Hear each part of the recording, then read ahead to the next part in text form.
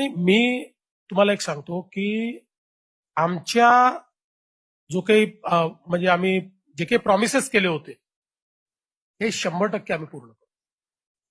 मी त्याची तयारी सुरू केली आहे. योग्य वेळी आम्ही ते पूर्ण करू.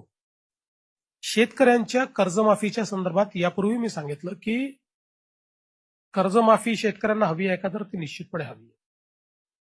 पण कर्जमाफी कधी केली पाहिजे याचे काही नियम आहेत. जर आता एक उदाहरण द्यायचं झालं तर समजा हा 5 वर्षाचा कार्यकाळ आहे. या 5 वर्षाच्या कार्यकाळामध्ये एकदाच कर्जमाफी करता येईल, तिथं काही वारंवार करता येणार नाही.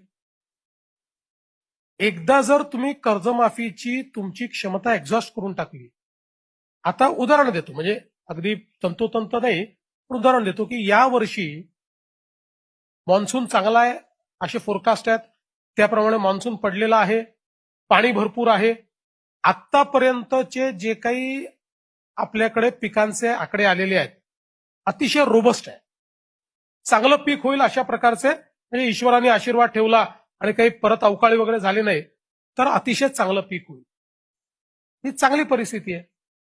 पण उद्याला अशा परिस्थितीमध्ये आपण कर्जमाफी करून टाकली आणि लगतच्या पुढच्या वर्षी दुष्काळ आला, तर त्या दुष्काळात त्या शेतकऱ्याला खरी कर्जमाफीची आवश्यकता आहे. त्यावेळी तुमच्याकडे क्षमता राहणार नाही, तुमची क्षमता एक्झॉस्ट झालेली असेल. आणि म्हणून या संदर्भात कर्जमाफी कशी केली पाहिजे, यापूर्वी 2 कर्जमाफी आपण केल्या, त्याचा काही परिणाम झाला का? म्हणजे ठीक आहे, शेतकरी कर्जमुक्त झाला, त्याला आनंद झाला, तात्कालिक झाला, तात्कालिक त्याचा काही लॉंग टर्म इफेक्ट झाला का? मग आम्ही त्याच्यावर निर्णय काय घेतला? निर्णय असा घेतला की ठीक आहे, कर्जमाफी करायची आहे त्यावेळी निश्चित करू आपण शब्द दिलाय. आज आपण पहिलं काम काय केलं पाहिजे?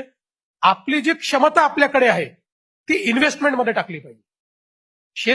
शेती क्षेत्रात, म्हणून आम्ही हा निर्णय केला की या वर्षीपासनं दरवर्षी 5,000 कोटी रुपये ऍडिशनल हे शेती क्षेत्रात इन्व्हेस्टमेंट म्हणून, रिलीफ अँड रिहॅबिलिटेशन म्हणून नाही, ते करूच.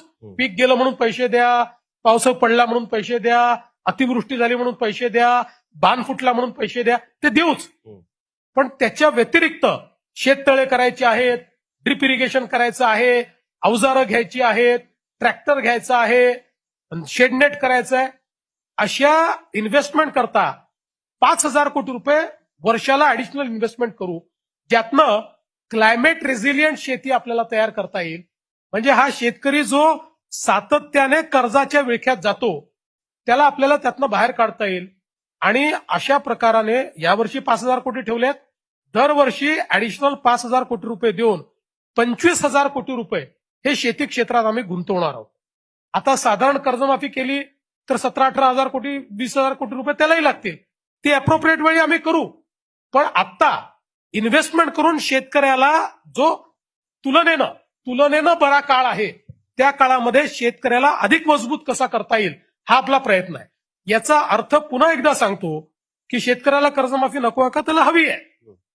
पण आपल्यालाही राज्यकर्ते म्हणून नेमकं शेतकऱ्याच्या फायद्याचं ते कधी होईल हा विचार करावा लागेल.